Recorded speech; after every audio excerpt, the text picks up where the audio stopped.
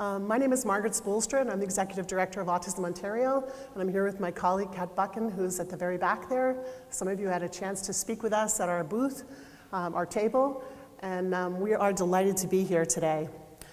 Kat and I talked about this, and we thought we'd respond to the question that got asked from you folks, which was about adult services in ASDs and neurodevelopmental disorders. So we thought a little bit about what to focus on, and I'm not going to go through all of these slides because we don't have time, but we'll make the slides available for anybody who wants to reference them later. The slides contain some of the things that we're working on at Autism Ontario, and so if you want to reference them later about adult supports, please do so. So as Evdokia said, we're a proud member of the POND Patient Advisory Committee. It's been a real privilege to be part of this. And Autism Ontario, for those of you who don't know, we're province-wide and we help families. We've been around for 43 years doing that, and we are still largely run by parents. 25 chapters across the province. That keeps us busy in all different regions, and that looks a little bit different depending on where you live in the province. Our mission is to make sure people with ASD have quality of life. And so ultimately that question drives our involvement in a committee like this. So when we look at research, our question always is, so what? At the end of the day, what is it that we're studying, paying very close attention to, that ultimately makes a difference in the lives of people with neurodevelopmental disabilities, and in our case, autism? And if we work together on those and ask questions together, will that help us to answer the question of so what in a better way, or make us better advocates, or individuals who are speaking on behalf of people with ASD, or empowering them to do so themselves? And I'm delighted to see that there are a number of folks on the spectrum who've been here today and participating in this conference, because your voices are needed, all of them. As an organization, we think about life across on the spectrum as a lifetime experience. No matter what one thinks about autism, we know that children with autism grow up to be adults with autism.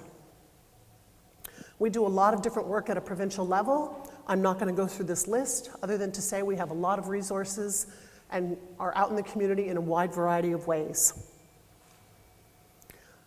One thing I wanted to mention was to pull just a little bit of data from a survey we conducted as an organization in 2014. So we did that, and we sent surveys to about 9,000 people, families and practitioners, to get some idea about what they thought about services and supports in the province, and in terms of what we were doing to move that agenda along.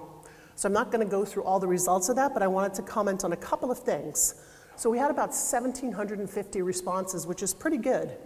But what's interesting is that 75% of those surveyed were parents or a caregiver of a child with ASD, and 22% of those were parents of adults on the spectrum. We had 3 open-ended questions about various services, and this is always a risky thing in research because we have thousands of comments we have not yet sifted through. But I wanted to just note 2 things that came out of that survey. 87% of the respondents that use healthcare professionals in this province for information on ASD told us that only 39% considered that useful information. That is an astounding piece of information. It's a perspective, it's an opinion that was registered by those who completed the survey, but if you feel that way, that means you're not having full confidence in your healthcare providers and the information they offer. The second thing I wanted to just mention is that when we looked at all the comments, a predominant theme, regardless of the fact that the majority of parents who responded to this survey were parents of children on the spectrum, was a desire to focus more on teens and adults with ASD. So that told us something about what we need to be focusing on. Autism Ontario is part of a group called OPA, the Ontario Partnership for Adults with Asperger's and Autism, which has been around since about 2008, and we've been actively involved with the major service providers and organizations and researchers in the province to have a shared voice on adult issues. So I'm just going to show you a quick sampling of some of the papers and activities we've been involved with or directly supported with funds or our participation, You've seen some of these reports. They're all available on our website. Speaking to the select committee, together with all parents of folks with developmental disabilities in this province who are struggling to get services and supports, there's been a number of initiatives where our voices have been heard together. We also helped produce a report called Ending the Wait that speaks about the crisis in housing in our province. Letters to not only the Ombudsman, but to the Minister of Community and Social Services and other ministries as well, to really say we have a challenge here, folks, which resulted in the most recent report because of so many voices of families who described their challenges in providing supports for their adult children on the spectrum. This report is called Nowhere to Turn. It was just released just recently. And I think if you have not seen it yet, you should have a look because it speaks about that crisis and about the complaints that parents register to the Ombudsman's office about the lack of services or where the services exist, waiting lists or challenges that are there, despite input financially. So this partnership also spoke to key issues in this area, and ultimately, the question of entitlement for services is one for adults. When there's no entitlement and the issue of medical services and supports was raised earlier, this is bang on. Until, as a society, we embrace that thinking, we're going to have waiting lists, and we're going to continue to respond in a crisis mode to the most difficult situations. So we need to have our voice heard on these matters. I'm going to skip through these things. These are things that Autism Ontario does around the province, so I'm just going to whip through. It talks about scholarships, about funds, various things that we do with housing initiatives, reports, partnerships with Specially Sterna, on employment, on transition to life for adults with ASD that are all promising practices, and we're gathering research together. Also groups that like Partners for Planning and Connectability that are speaking with one voice more than ever. So what POND is doing is also reflected in our work as the developmental disabilities community. And so I want to applaud that effort. So then the other question that came up was, what if we had more research funds to address issues for adults with ASD and neurodevelopmental disorders? So I'm just going to put all these points up here. There are many more that could be added. What are the correlations of public policy, programs, and long-term outcomes for adults? What really matters here? What constitutes a good life? Who decides that? Does improved public awareness result in improved supports? I'm not sure. Those are all questions that we have that we think move us along, but I'm not entirely certain. And we don't have the data to show us. We'd love to study that. Does that change how we as a society vote when we go to the polling booths?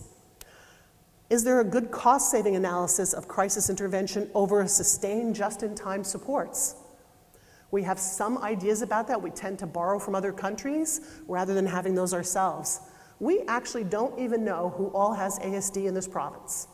We still don't.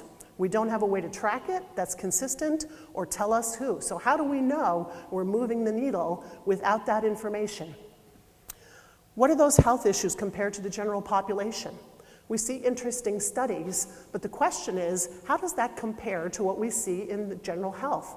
We know, for instance, from some of the work of Dr. Yona Lunsky and her work here in Toronto, that adults with developmental disabilities can have higher rates of other health conditions, or they're not seen by doctors as frequently. So what does that mean for their outcomes compared to the general population or other groups that don't have neurodevelopmental disabilities or specific ones? And then mental health. So we're thinking specifically about anxiety and depression, but there's other mental health and overlapping conditions that have been referenced here. So what would be the impact of improved health care provider knowledge about these conditions and resources? We think that would make a difference, but does it? Will it create more services? Will it create better responses? These are questions that deserve really close answers. What medications can really help with anxiety and challenges, depression for people on the spectrum and other neurodevelopmental disorders? What would happen if there was support for transitions from high school through adulthood on their mental health, if those were in place? Are we measuring that? How can we find that out? Housing and living environments. What happens when environments are responsive to individual needs? And really think about that individual.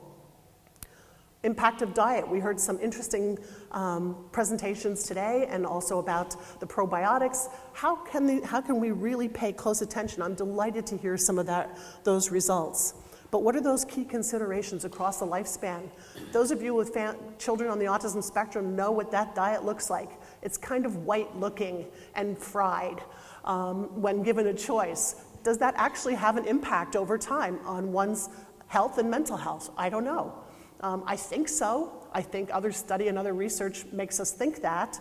What does that do for your overall health? And then finally, meaningful employment and daytime activities. Again, thinking about that overall health and quality of life, and ultimately on the stress of caregivers who live with this every day. So those are just some of the things that we think about. There are many more questions that I know all of you ask about these things, but are areas that we want to see.